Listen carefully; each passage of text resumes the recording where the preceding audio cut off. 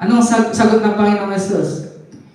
Ngayon din mismo, isasama kita sa paraiso, sabi niya. Hindi niya sinabing mamaya, bukas, sa isang taon, ngayon din mismo. Sa madaling salita, naligtas. Pero kung titignan mo, paano siya naligtas?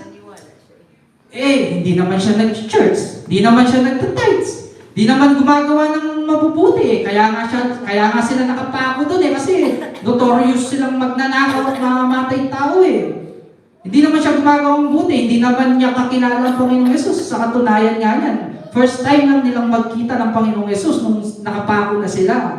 Hindi siya gumagawa ng mabuti. Pero sabi ng Panginoong Yesus, ngayon din mismo, isasama kita sa paraiso, sabi niya. Naligtas siya by faith lang kasi nanampalataya lang siya sa Panginoon. Bagamat hindi niya ito kakilala, first time lang niya nakita, kinilala niyang